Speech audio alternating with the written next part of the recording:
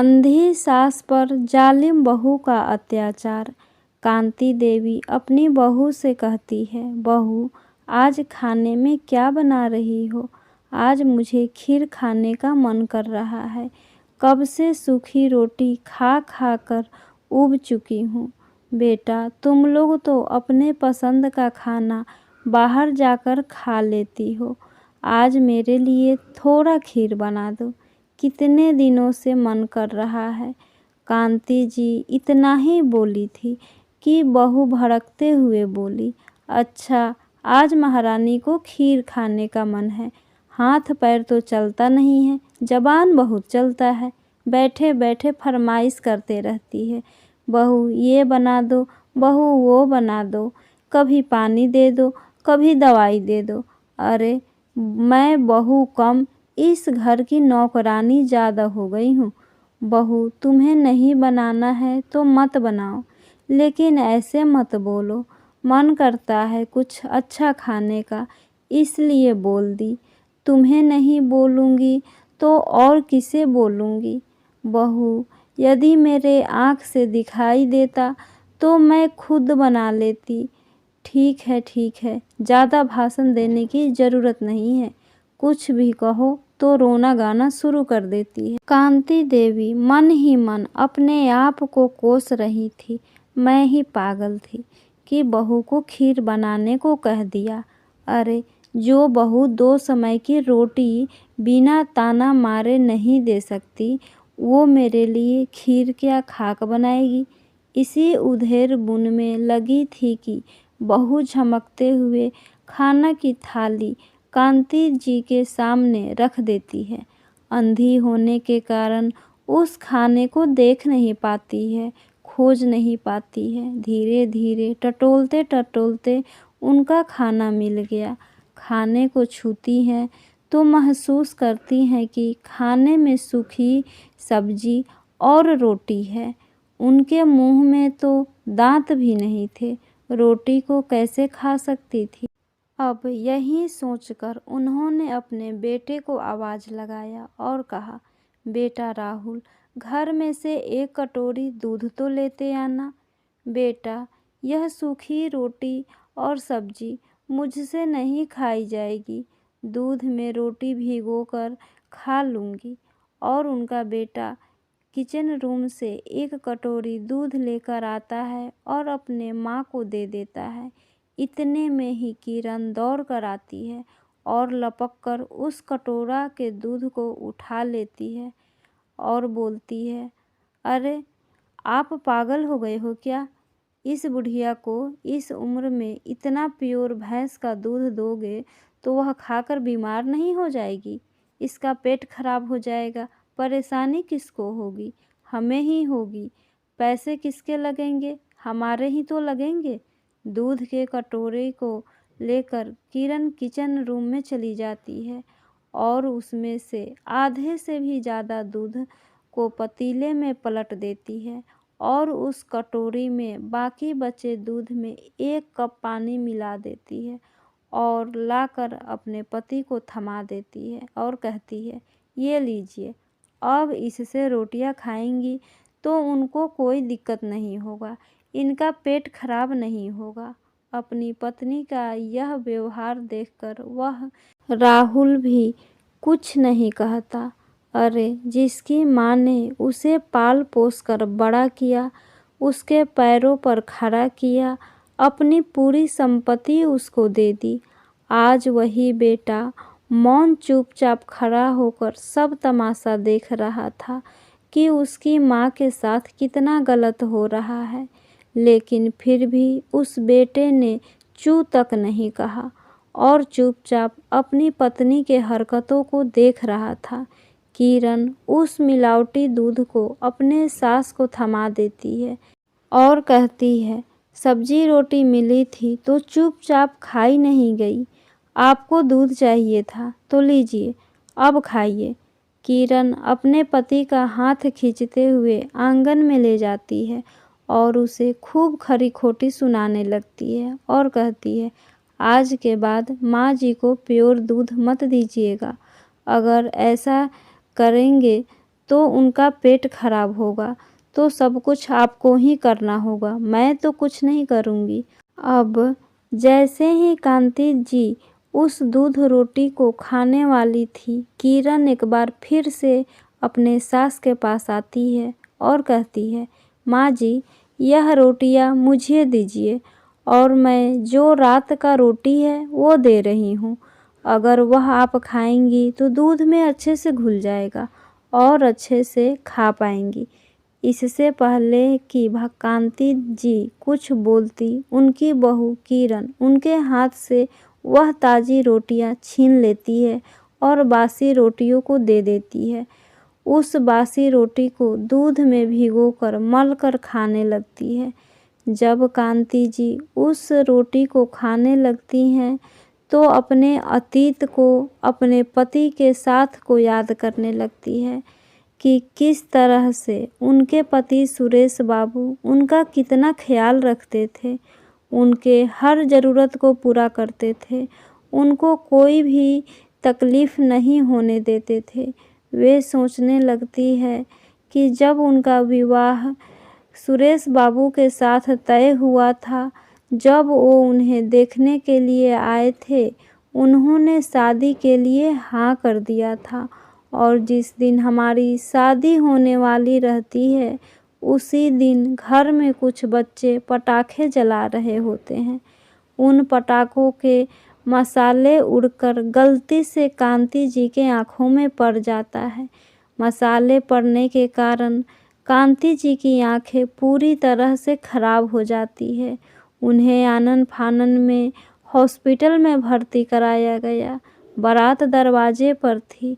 अस्पताल में यह बताया जाता है कि अब उनके दोनों आँखें चली गई है, वह पूरी तरीके से अंधी हो चुकी हैं। बेचारे सुरेश बाबू यह जानने के बाद भी उनसे शादी करने के लिए तैयार हो जाते हैं।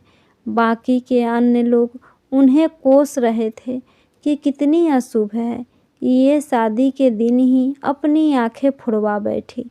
लेकिन उनके पति ने उनका साथ देते हुए उनसे शादी करने के लिए तैयार हो गए और उनसे शादी करके अपने घर ले आए। उस दिन से अंदाजे से हर चीज़ उन्हें सिखाने लगे, हर कदम पर उनके साथ दिए। उन्हें यह तक जताने नहीं दिया कि उनकी आंखें नहीं हैं, उनके पति ही उनकी आंखें थे। कांति जी के घर में पैसों की कोई कमी नहीं थी, खेत था, खलिहान थी, अच्छा घर था। सुरेश बाबू की एक अच्छी सी बड़ी सी दुकान थी, पूरा परिवार खुशी था। शादी के 1 साल बाद राहुल का जन्म होता है। अब राहुल को सुरेश बाबू और कांति देवी मिलकर बड़े ही लाड़ प्यार से पालते हैं, बड़ा करते हैं। अब राहुल 17 साल का हो चुका था। इसी तरह से उनका जीवन बड़ा सुखमय चल रहा था। लेकिन वो कहते हैं ना कि अपनी किस्मत को अपनी ही नज़र लग जाती है। एक दिन हुआ यूं कि सुरेश बाबू खेत पर जाते हैं। खेत में पानी डालते समय उनको एक सांप ने डस लिया और उनकी मृत्यु हो गई। अब सुरेश बाबू की मृत्यु के बाद कांति देवी टूट सी गई। अब उन्हें लगने लगा कि सचमुच में अब उनकी आंखें चली गई है। अब तक तो वो सोचती थी कि उनकी आंखें ही उनके पति हैं। अब तो उनका पूरा जीवन ही बर्बाद हो गया था। पति नहीं था। घर में इतनी बड़ी जिम्मेदारी का बोझ कांति देवी के ऊपर आ गया, मानो दुखों का पहाड़ टूट पड़ा। अपने आप को किसी तरीके से अपने बच्चे राहुल का मुंह देखते हुए संभाल ली और राहुल के परवरिश में लग जाती हैं। उसके आगे की पढ़ाई करवाती हैं। जब और बड़ा हो गया तो राहुल की शादी भी करवाती हैं। अब बहू घर में आती है तो शुरू में तो उससे अच्छा व्यवहार करती है, लेकिन धीरे धीरे राहुल माँ का बेटा छोड़कर अपनी पत्नी का पति हो गया। जिस माँ ने अपनी पूरी जिंदगी, अपनी पूरी सुंदरता उस बच्चे की परवरिश में, उस बच्चे को बड़ा करने में, उसे पैदा करने में खो दिया, आज वही बेटा अपनी पत्नी के सुंदरता में खोकर माँ को भूल गया, माँ के त्याग को भूल गया। बहू कुछ भी कहती, बेटा एक शब्द भी चू तक नहीं करता। उसके मन में यह तक नहीं आता कि मेरी माँ अंधी होते हुए भी हर चीज़ों को महसूस करके, छू करके काम किया करती थी। कितने कष्टों से मुझे पालती थी, मुझे खाना बनाकर खिलाती थी, मेरा कपड़ा धोती थी। मैं रात को जाग कर पढ़ाई करता था, तब तक वो माँ मेरे साथ जगा करती थी, मेरे लिए चाय कॉफ़ी बना कर लाया करती थी। अब वह बेटा सब कुछ बिसर चुका था, सब कुछ भूल चुका था। उसे बस याद था तो उसकी सुंदर सी पत्नी। खाना खाने के बाद ये सारी बातें सोचते सोचते न जाने कब कांति जी को नींद आ जाती है और वो सो जाती हैं। शाम को जब नींद खुलती है तो उन्हें उनके पेट में कुछ दर्द महसूस होता है। बेटे से दवाई लाने के लिए कहती हैं तो बेटा सुनता नहीं, कहता है माँ घर में हींग रखा हुआ है, उसको खा लीजिए, आपका पेट दर्द ठीक हो जाएगा। माँ ने बहू से हींग मांगा, बहू ने कहा हींग खत्म हो गया है। अब कांति देवी रात भर पेट दर्द के तकलीफ से जूझती रही। सुबह हो गया, अब उनका पेट खराब हो चुका था, उन्हें काफ़ी दस्त हो रहा था। जब बेटे और बहू से यह बात बताती हैं कि उन्हें दस्त शुरू हो गया है, उनका पेट खराब हो गया है, तब इस पर बहू किरण ने कहा, मैंने कहा था ना कि तुम अपनी माँ को प्योर दूध मत दिया करो, लो आज यह दूध खाकर बीमार हो गई। जब आपको दूध पचता ही नहीं तो दूध खाती ही क्यों है?